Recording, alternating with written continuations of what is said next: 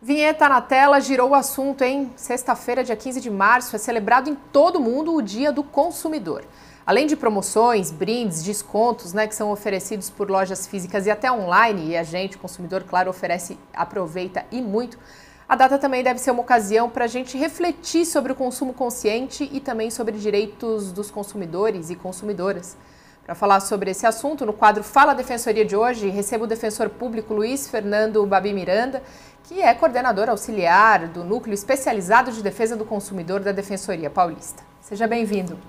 Bom dia, Mariana. Bom dia, telespectadores, telespectadoras. Muito obrigado pelo convite. Nós é que agradecemos a sua presença aqui hoje para bater esse papo com a gente.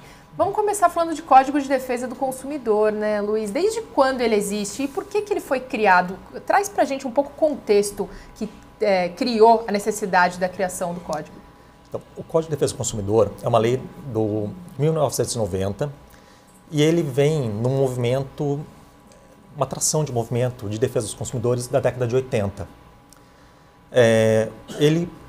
Na década de 80, teve já alguns serviços, alguns órgãos de defesa do consumidor criados, mas não tinha uma legislação específica para isso. A Constituição de 88, ela foi a primeira a trazer a defesa do consumidor como direito fundamental, como um princípio da ordem econômica, e também tinha na própria Constituição uma obrigação de, em 120 dias, contada da sua promulgação, da elaboração de um Código de Defesa do Consumidor. Esse código acabou demorando um pouco mais, mas em 90 a gente teve esse código. E aí, a partir de 90, então, o que muda principalmente na relação entre os consumidores e os fornecedores? Então, o código ele trouxe uma série de inovações no ordenamento jurídico brasileiro, visando proteger o consumidor numa relação que é uma relação muito, que a gente fala, simétrica, uma diferença de poder. O consumidor ele não tem condições de negociar necessariamente com os fornecedores. O consumidor ele não tem acesso a todas as informações necessárias, informações técnicas do produto. O consumidor ele não tem uma organização para fazer a defesa dos direitos de uma forma consistente, considerando o consumidor individual.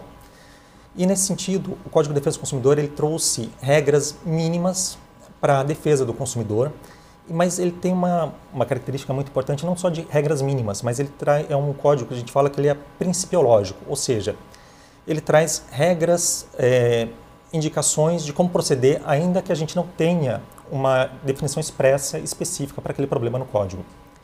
Então, mesmo o Código sendo de 90, 34 anos depois praticamente, a gente tem um código ainda muito atual e reconhecido mundialmente como uma legislação muito avançada na defesa do consumidor. Agora eu te pergunto, claro, tem uma legislação muito avançada, mas você acredita que a maior parte dos consumidores tem acesso a todas essas informações, seja na compra física ou na compra online, conseguem muitas vezes resguardar? A gente sabe que tem, por exemplo, algumas coisas como 7 dias de arrependimento, algumas coisas do tipo, mas aí tem duas pontas. Muitas vezes o consumidor não tem essa informação e acaba sendo lesado em alguns casos. E na outra ponta também tem algumas empresas que dificultam esse processo, se usam dessa falta de conhecimento por parte do consumidor para levar vantagem na negociação, né? Não, isso mesmo. Então, assim, uma premissa do Código de Defesa do Consumidor, na verdade, sim, de todo movimento de defesa do consumidor mundial, é que o consumidor ele tem uma dificuldade muito grande de se organizar, de fazer valer os seus direitos. Por isso que é muito importante, na defesa do consumidor, termos a participação do Estado. Então, por exemplo, aqui em São Paulo, a Fundação Procon é um exemplo muito importante de defesa do consumidor, a Defensoria Pública, o Ministério Público, mas também não só esses órgãos, A gente também tem a Anvisa, quando a gente pensa na qualidade dos produtos que são adquiridos, a Autoridade Nacional de Proteção de Dados, quando a gente fala de dados pessoais. Então, a participação do Estado ela é muito importante para fazer valer os direitos. O consumidor, no dia a dia, realmente ele é a parte mais frágil da relação de consumo. Ele não tem acesso a toda a informação. Ainda que ele tenha acesso à informação, a gente já ouviu, quando tem uma reclamação, tem aquela frase que eu acho horrível, então procure os seus direitos. O desrespeito ele é constante. Então, para isso, para que esse desrespeito seja combatido, é importante ter um Estado que atue no mercado para trazer de volta esse equilíbrio nas relações de consumo, na relação entre essas duas partes. O consumidor realmente não tem que ter essa preocupação de saber todos os detalhes do produto. Ninguém consegue. Ninguém consegue ler contrato de cartão de crédito, ninguém consegue ler os termos de uso, né, das redes sociais, como que funciona, como não funciona. O consumidor ele tem que ter uma segurança que, se der problema, isso vai funcionar e os direitos dele vão ser resguardados. Em tese, esse consumidor também se vale muito dessa boa vontade ou dessa boa fé por parte também do fornecedor, né? Isso, as pessoas elas trabalham muito como se todo mundo agisse de boa fé. Quando você vai no mercado, quando você vai numa loja, você espera que as pessoas com que você esteja, que a empresa, que a loja, que ela esteja respeitando os direitos do consumidor, que ela esteja respeitando os seus direitos. Você não se preocupa muito com isso, você não trabalha como se eles estivessem de má fé. E, nesse momento, muitas agem de má fé para se valer, para acabando lesando os direitos do consumidor.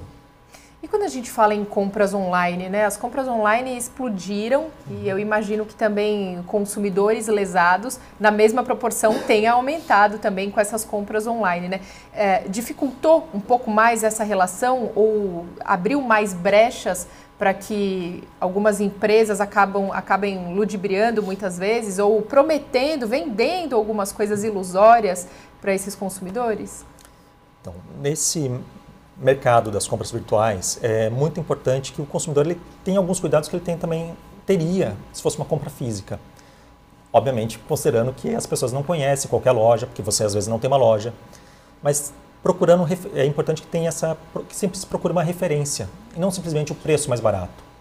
Às vezes tem grandes promoções que a gente vê em anúncios, por exemplo, no Instagram, no Facebook, de grandes ofertas, e a gente muitas vezes não se preocupa em olhar qual é essa loja, quem que é esse fornecedor.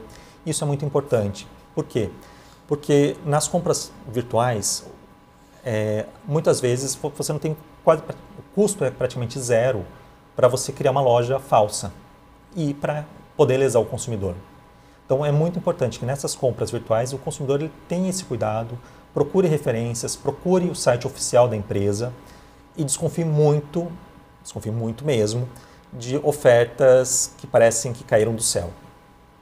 E aí, nesse momento, é importante a gente falar sobre o órgão fiscalizador, porque deve existir um órgão que fiscalize essas relações, o que está sendo colocado como ofertas como essa. Claro, o ambiente virtual tornou isso muito mais difícil de ser controlado, mas ainda assim tem que ter uma certa limitação, uma certa observação por parte de algum órgão fiscalizador.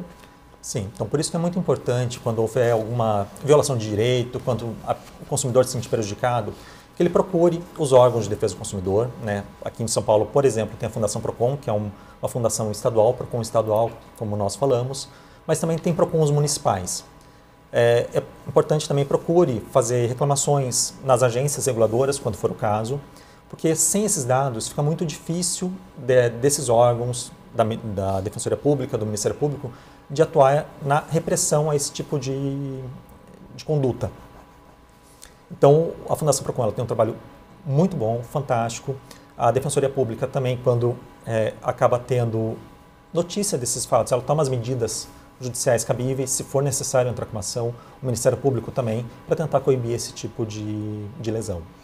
Agora, Luiz, falado tudo isso, tem uma outra questão na ponta, né, que inclusive por parte dos consumidores, dois problemas que têm assolado a sociedade como um todo. A gente tem acompanhado, inclusive, os números de superendividamento da sociedade, que só tem aumentado justamente por essa falta, digamos, de uma consciência financeira um pouco maior. Inclusive o governo do estado colocou, né, então aprovou por meio de um projeto de lei que saiu aqui, inclusive da Assembleia Legislativa e foi sancionado pelo governador, aulas de educação financeira dentro da rede pública do estado, justamente para tentar então tornar essas noções um pouco mais claras e baixar esses números de superendividamento nessas novas gerações que estão surgindo. Mas o superendividamento não é o único problema, vem aliado do consumo consciente também. E aí, isso também deve ser um exercício por parte dos consumidores na hora de comprar? Sim. A educação financeira, que eu acho que esse tema é muito importante, a educação financeira é um avanço que foi trazido também pelo Código de Defesa do Consumidor, que em 2021 ele teve uma alteração para incluir a prevenção e o tratamento do superendividamento. E uma das formas de dificultar o superendividamento é também ter uma educação financeira, as pessoas saberem como trabalhar com dinheiro. Mas ela também não é a única fonte do superendividamento, né? A gente também tem muito crédito que a gente fala de um crédito irresponsável, uma oferta de crédito muito agressiva, né, principalmente para aposentados, pessoas idosas, que sempre tem aquela oferta para fazer um empréstimo consignado. E isso é um aspecto muito importante do superendividamento também, porque não é simplesmente também a educação financeira, mas também um processo de adequação do mercado financeiro, dos bancos, das financeiras, nessa oferta de crédito. Então, o consumidor, e aí voltando para a pergunta, o consumidor ele realmente precisa ter uma consciência do que ele está fazendo com o dinheiro e o que ele vai fazer quando ele vai comprar. E o consumo consciente é muito importante, porque quando a gente compra de uma empresa, de uma loja, a gente está, de certa forma, estimulando aquela loja para que ela possa crescer, para que a gente está validando aquele modelo de negócio. Então, o consumo consciente ele passa para o consumidor saber que ele está comprando realmente o que ele precisa. Então, primeiro, está dentro das possibilidades econômicas dele. Não é um consumo excessivo, não é um consumo sem nenhum padrão, mas também que é um consumo que está beneficiando lojas que cumprem o direito de trabalho, que não estão poluindo o meio ambiente, que não estão causando prejuízos para a sociedade na busca de um preço mais barato, mas de um preço mais barato que está prejudicando toda a sociedade. Hoje tem alguma faixa da sociedade que é mais lesada por conta dessas opções facilitadas de crédito, por exemplo, ou até mesmo pelos golpes? Aí a gente pode falar ou nos idosos ou numa população mais economicamente vulnerável, por exemplo? Então, os golpes eles estão muito centrados, né, nas pessoas mais idosas, principalmente os golpes envolvendo o crédito consignado. Por quê? O crédito consignado é uma garantia da instituição que a instituição financeira tem que ela vai receber o pagamento. Esse valor não passa nem para a conta do devedor, ele sai direto do INSS para o banco. Então isso acaba estimulando, né, que esses golpes ocorram. Também eles ocorrem naquelas pessoas que são as camadas mais vulneráveis da população. Agora, Luiz, para a gente finalizar, dia 15, como a gente abriu essa entrevista, então será o Dia do Consumidor, celebrado em todo o mundo. Aqui no estado de São Paulo, a Defensoria tem pensado em alguma ação específica para conscientizar essas pessoas? Por exemplo, falando no consumo consciente. A gente sabe que vida saudável ou vida econômica saudável, todo mundo, em tese, adoraria ter. Mas aí faz parte também algumas estratégias, de repente, para serem adotadas? Sim, a Defensoria Pública, no dia 15 de março, ela vai realizar atendimentos em 2 estações da CPTM, Brás e Luz. Então, se alguém tiver alguma dúvida, quiser alguma orientação, pode nos procurar das 9h30 da manhã até 5 da tarde, nessas 2 estações que nós estaremos atendendo e conversando com a população. E a vida econômica saudável, ela é muito importante, porque o endividamento ele causa uma série de problemas, não só, obviamente, econômicos, mas também problemas na própria subsistência da família, na alimentação, emocionais, né, um estresse, depressão. Então, isso realmente é importante, ter uma busca por uma vida econômica saudável. Bem, nós agradecemos demais a participação hoje aqui conosco do Defensor Público Luiz Fernando Babi Miranda, coordenador auxiliar do Núcleo Especializado de Defesa do Consumidor da Defensoria Paulista. Foi um prazer. Mariana, o prazer foi todo meu. Muito obrigado pelo convite. Muito obrigada.